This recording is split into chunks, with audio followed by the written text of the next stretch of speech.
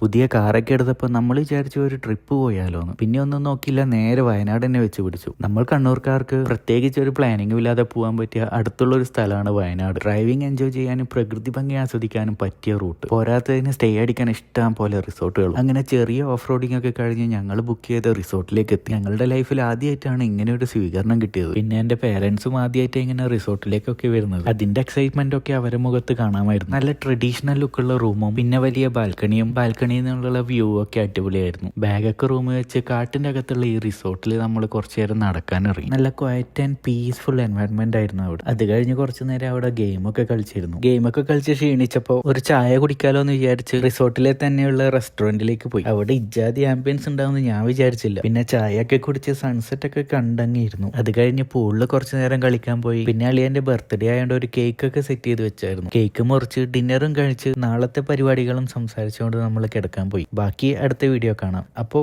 അത്രേ ഉള്ളൂ.